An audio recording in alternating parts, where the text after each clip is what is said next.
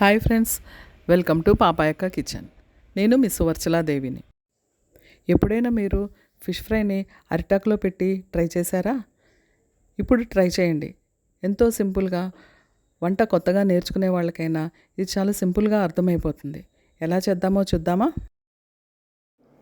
నాకు తెలిసి non veg లవర్స్కి ఇది బాగా నచ్చుతుంది. ఒకసారి ట్రై చేయండి.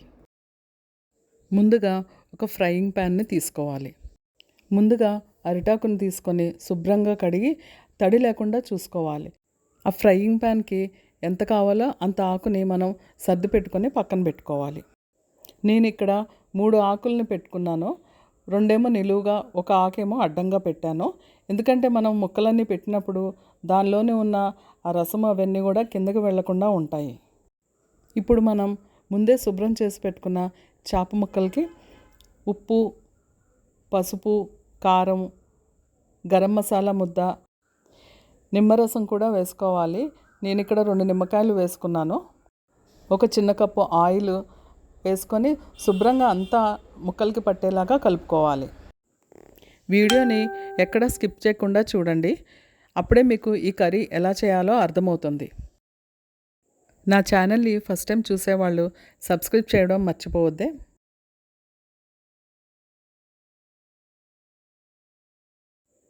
మనం కలుపుకున్న మసాలానంతా ముక్కలకి బాగా పట్టేలాగా కలుపుకొని ఒక్కొక్క ముక్కని మనం ముందే ఫ్రైయింగ్ ప్యాన్లో అరిటాకులు వేసుకున్నాం కదండి, అందులో వరుసగా పేర్చుకోవాలి.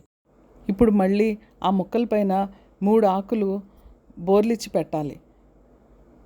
వీడియోలో చూపించిన విధంగా బోర్లించి పెట్టుకోవాలి. ఇప్పుడు మనం ఫ్రైయింగ్ ప్యాన్ మీద మూత పెట్టుకోవాలి. ఆకులు కదలకుండా ఉంటుంది. అంతేనండి.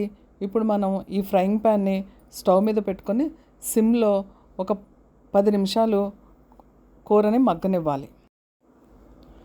మధ్య మధ్యలో మనం కూరని చూసుకుంటూ ఉండాలి. ముక్కల్ని అటు ఇటు తిప్పేటప్పుడు చాలా జాగ్రత్తగా తిప్పుకోవాలి. ఫిష్ కదండి, తొందరగా విరిగిపోతాయి. చూసారండి, వీడియోలో చూపించినట్టుగా ఈ నీరు కొంచెం ఇంకింది కదా, ఇంకా ఆ నీరు కూడా కొంచెం ఇంకిపోయేంతవరకు మనం కూరని మగ్గబెట్టుకోవాలి. మళ్ళీ మూత పెట్టేటప్పుడు ఆకుల్ని పెట్టే మూత పెట్టుకోవాలి. ఈ టైంలోనే మనం కూరని చాలా జాగ్రత్తగా చూసుకోవాలి.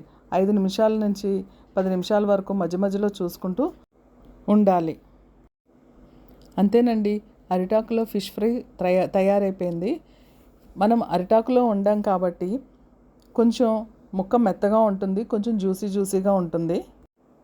ఈ ఫిష్ ఫ్రైని ఇలాగే తినొచ్చు, కానీ నేను వేరే ప్యాన్లో తీసుకొని దాన్ని డీప్ ఫ్రై చేశాను. అది కూడా ఇంకా చాలా టేస్టీగా ఉంటుంది. ట్రై చేయండి. ఎలా ఉందో కామెంట్ సెక్షన్లో కామెంట్ చేయండి. సన్నగా తరిగి పెట్టుకున్న పచ్చిమిరపకాయలు, కరివేపాకు వేసుకొని ఫ్రై చేసుకుంటే ఈ ఫిష్ ఫ్రై ఎంతో బాగుంటుంది.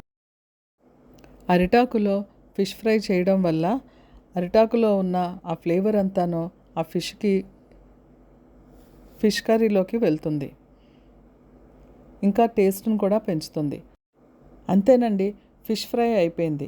ఒకసారి మీరు కూడా ట్రై చేసి ఎలా ఉందో చెప్పండి. బాయ్ అండి.